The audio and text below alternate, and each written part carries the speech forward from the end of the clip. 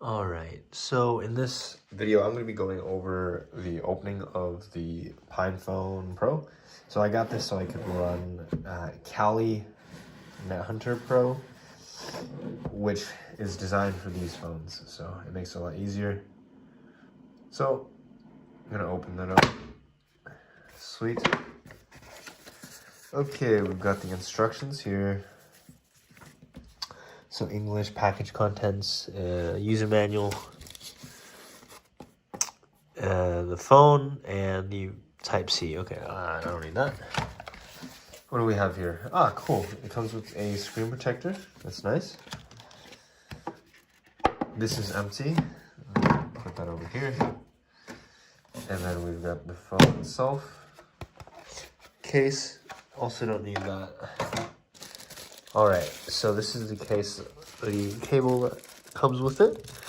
So, it looks like it is pretty high quality red cable. Sweet. We'll keep that over here for now. And here's the phone itself. Okay, this is how it looks.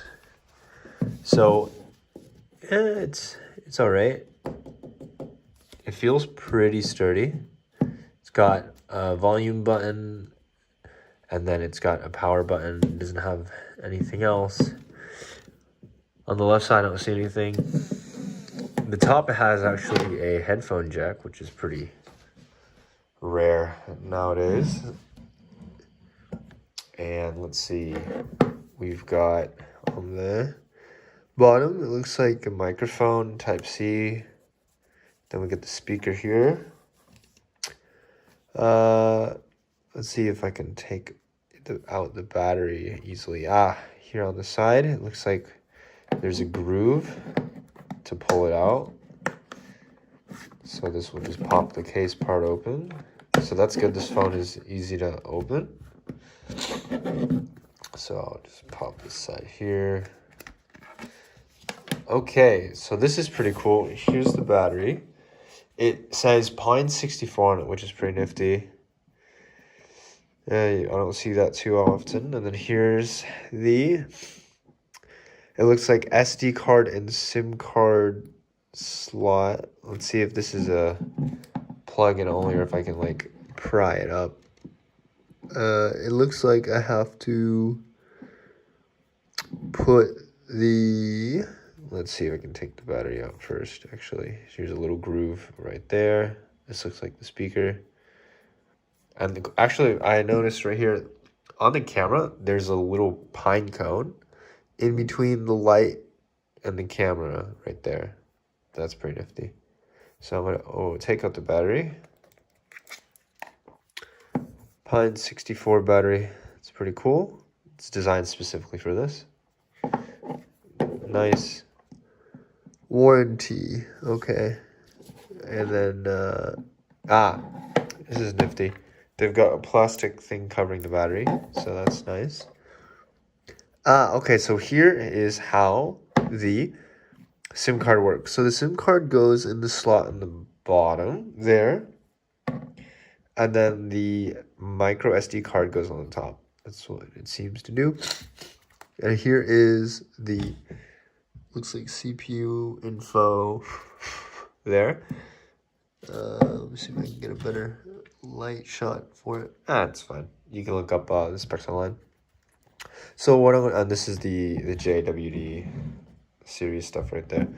So I'm going to take this tape off the battery and then we'll see how this looks. Okay, so removed that so the contacts are exposed. Putting the battery in. This will have no SIM card. Putting the case back on. Okay. And you know what? While I'm at it, I'm going to do the screen protector too. Because why not? Okay, so screen protector out, sticky side down. Okay. So I'll do this very briefly. Remove this layer. Glass. Oh.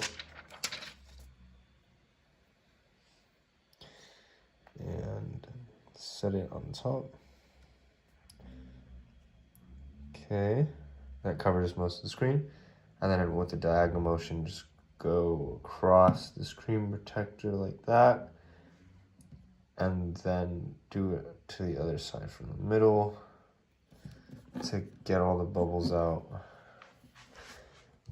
And there it is, screen protector applied. The last bubbles are right here. I can manually just squeeze them out with my finger, I'm not too concerned. All right, now to turn it on, holding the power button, it vibrates, there's a little red light there. So let's see what happens here. Okay, now it turned green. And let's see if it does anything else. Okay, so there it is. This is the first time I've seen KDE. I saw a mouse icon for a moment. That's pretty funny. This is the boot sequence. Yeah, it's running KDE. What? What happens if I turn it sideways? Oh, that's cool. Oh, wow. Okay, this is really Linuxy. Okay, I'm just going to run through this. Oh, I see there's the bubble there. Let me move that out of the way. Okay, I should be gone. Oh, Wi-Fi. So, okay, maybe it's not designed to be sideways. Okay, well, there's that. Well, let's do this. Current time zone. EUROPE. I'll just do it. I'll run a cube time for the, oh, did I get the right time zone? Okay. Okay, Wi-Fi. All right, I will connect to 1. And let me put this in. We've got, you know what? I have it written down somewhere actually. Okay.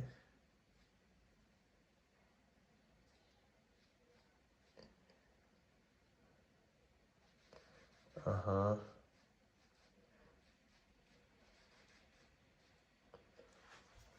Okay, let's see if that works.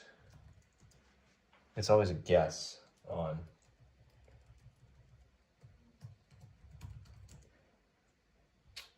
if it's gonna work or not.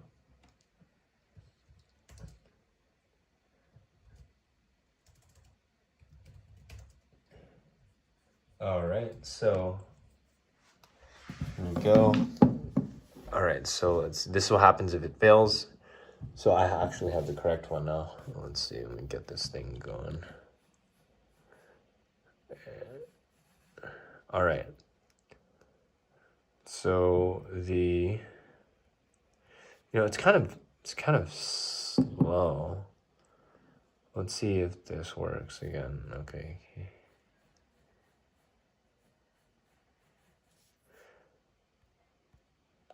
It's not the most reactive thing in the world. I'm hitting stuff and okay. So it should be connecting now. All right. I mean, I feel like I'm using KDE on here. Like it's really just a KDE on the phone, which is kind of funny. So I'm gonna put in my name. If I can spell. Come on. Should be lowercase. And then I will make one of these. Okay. All right, so setup is complete. Now I'm running back through KDE. Wow, so the PinePhone really just comes with seemingly Linux kind of on it. Like as raw as it gets. There's no Android OS or anything like that. It's just running straight Linux. So I've configured it. What's kind of cool is that, well, I guess I was doing this before. When I was turning it sideways in this config mode, it was doing something. It was adjusting it. But this looks so, it looks so raw. It's actually kind of funny. And so I'll be flashing Kali NetHunter on it at another point. But I'm curious to see what it's like after I configure it with vanilla default settings. Actually, I'm noticing the logo right there has like slight pixelation, which is kind of funny. It's off just a little bit. So I'm curious to see here what it is going to be doing, because I don't really know what it's configuring. It's not really giving me any feedback. And I've never even seen anything like this before. This is like one of those custom firmware phones, but you can actually buy one. And they're decently spec'd. So if I hit the buttons, oh, it did something. Did it restart it? Did I break something? That's not a good sign. Okay, and now it's vibrating. And is it gonna turn on? It's doing its thing again. I see the mouse. There it is. That's the funniest thing to me. There's literally a mouse on it. Okay, so the back light is on. Okay, this is the lock screen. So I'll swipe up from the bottom. I'll put in my PIN. All right, and here we go.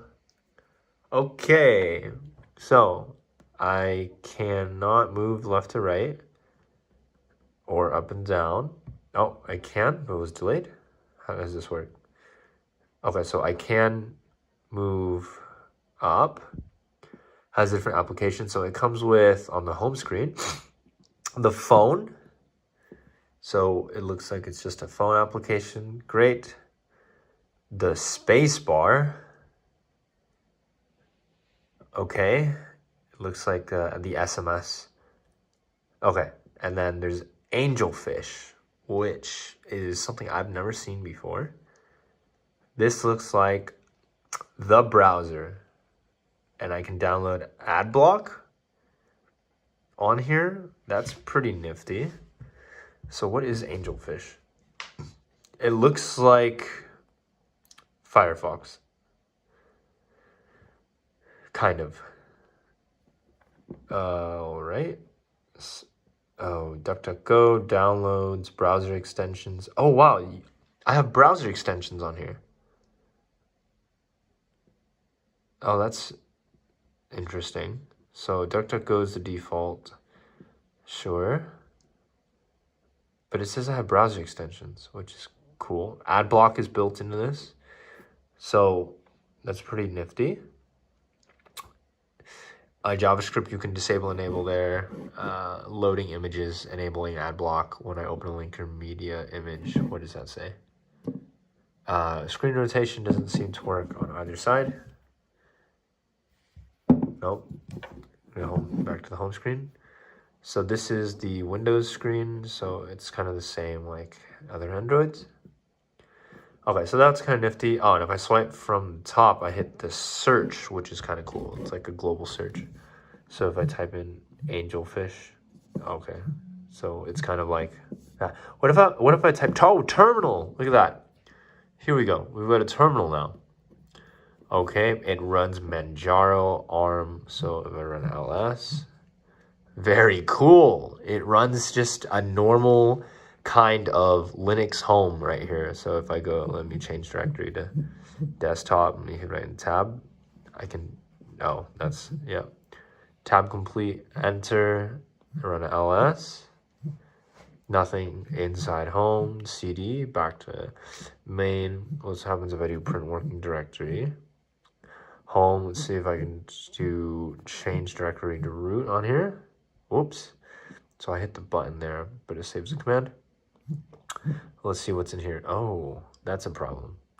When I hit the, this, when I hit this section of the phone, it goes to the Windows screen as if I pressed this.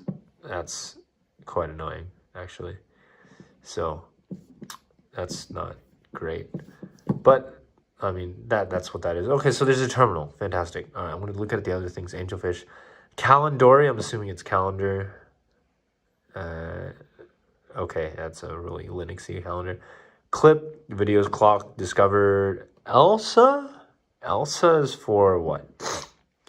Audio. Okay, it's like a media player. Discover, I'll look at the index, is file browser. KDE Connect SMS. Coco, probably images. Well, let's see. Yeah, this is a media viewer. Okay. We've got megapixels. It probably tells me device stats. Let's find out. Well, I guess it just shows me this logo. And it's not doing much else. So I'm going to leave that. What else do we have? Noda, probably notes. Yeah.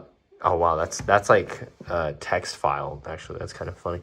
It's untitled.txt, and then it's got line word counter, find and replace, go to line, show in folder. That's pretty cool. This is like very Linux looking. You know, I'm gonna leave Elsa open. No, not Elsa. Megapixels. I'm just curious what it does while that loads. Uclar, oh, that's the book reader. I've used that in the past. Phone book. Recorder settings, spacebar, which is the SMS, terminal, and the weather. And there's different modes. So I can do it like list mode, or I can do it in icon mode. And I'm curious what does else. No, I did it again. Scanning music. That's cool. Megapixels. What do you do? Like just to image? I doubt that they put bloatware on here. So I'm sure this does something. I just don't know what, and I'm not very patient. Like, I don't know why they would put something like this on the phone if it doesn't load within like 3 seconds. Okay, well, that's that. Okay, and then I want to see what's on Discover. So Discover, unlike an app store, do I have to log in and do all that crazy stuff? No. Oh, and it opens it up in like a window up here, which is kind of interesting. Okay, so then we got some other things. So Elsa is a non-musical player, calendar, K-Algebra, NeoChat. Oh, for Matrix, that's pretty cool. Let me see what a download looks like. Okay, if I want to run Matrix client, I'm just going to hit the download button and like, does it, oh, there was already errors. Says could not find repository or something like that. Okay, and then here, it looks like updates also exist as well, which is pretty nifty. So instead of having to do the update through the command line on the phone, I can update it like this. So I just click on the system update, hit that button, and scroll down to see all the libraries that it's going to update on this. And that's, I guess, happening in the background. What? Oh, Telegram desktop? Wait, what? So this isn't even a mobile phone. This is a desktop that runs on a mobile, which is really funny. What applications do I have right now? Let's see. No, GVim, Bitwarden, Flatpak, Godot, Cubic Torrent. Oh wait, one of them is the self-hosted version, Flatpak. Okay, Blender. What? I'd feel bad for this phone if I put Blender on it, so I'm not going to do that. Too few items to process, download failed. Okay, great. Well, that is the telltale sign you're using Linux, when you have just all sorts of errors. Okay, well, there's that. So Discover, I'm just going to close out that. Okay, I'm going to look at the settings now. So scrolling up from the top, I've got updates available in Discover. Okay. We've got the flashlight. Oh, that's pretty bright actually. Location off, battery, auto rotate, screenshot. Okay, mobile data, settings, sound, night color. So let's look at the settings. This is the settings app right here. Okay, so this really looks like just KDE settings, which is kind of cool. Plasma style. Let's look at that. It just jumped out at me. Now the phone's a little laggy for some reason. Oh, that's interesting. Okay. So right now it's default. I can do oxygen. So it changes everything. It makes it a little darker. So what happens if I leave now? Did it make it darker? Barely. Oh, no, that's like unreadable now. I don't like it. No. Oh, and it changes the icons. Ooh, that's a little too dark for me. Let's try Breeze Dark. Okay, well, can I read the...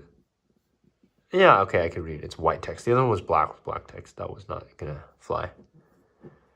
Okay, and the last thing that I will check out is the... Oh, auto start is pretty nifty. The clock, it looks like. But I'm going to essentially see if I can run an apt-get from here. So apt in apt update tech yes, and hit enter. Apt is not found. Is it yum? What does this do? Okay, if it's not apt, if it's not a then maybe there's a different way to update it. Man info. Okay, well, I'm not too worried about that. I'm gonna flash this with Kali anyways. So I'm just gonna see if I can do the update. Okay, 914 megabytes. So I'm gonna hit the check mark there. And then do I like hit the stop button? Like, how does this work? Okay, so it's just opening and closing. It's still being a little glitchy, and it's not wanting to update. So okay, this is a major issue. Let me see if I turn it sideways. The window size is too small for the updates to like show properly, which is really funny to me actually. I would not recommend this for a main phone at all. Just based on what I'm seeing already. Don't recommend it in the slightest. You'll be really frustrated with it. This is definitely more for a project phone or something like that. Okay, so this is not really working. I mean, that's a surprise. Not really. It's Linux. Flatpak. Okay. So, well, if the update isn't working, let me try doing this again. I'm already having frustrations with it. It's not working as I expected. Megapixels isn't even opening, so that's also not fantastic. Okay, let's do this again. Okay, so it looks like the device is hung. So I'm just gonna hold the power button, see what the shutdown restart is. I will try this one more time, and so this is a restart. Let's see how quickly it takes for it to turn back on, or how long it takes. So it looks like it has to shut down like the full Linux shebang, so it has to go through and close out all its running processes and stuff like that. So this might take a lot longer than a normal phone, because for iPhones and Androids, if you hit shut down, it turns off relatively soon. But this has been running for what, like almost 30 seconds now, and it hasn't even shut down. Now, maybe it will turn itself on from this, like not fully shut down state. That would be ideal. But if it's really running Linux, and actually, now I'm feeling the phone's kind of getting a little hot right back here. So when I flash Kali on this thing, it will be a lot better, because the phone as it is now is more like a collector's item than an actual functioning phone. So it just does not want to seem to update in a timely way. So I'll just give it a little more time and see if there's like a bootloader or something like that I can work with. But if that's the case, then I'm just going to leave it like this, and then I will see everyone in the next video when I go through the entire process for how to flash the Kali Net Hunter onto PinePhone Pro. This is the Explorer Edition. So yeah, it's hung. So stay tuned, and I will see you all in the next one. Take care. Stay sharp.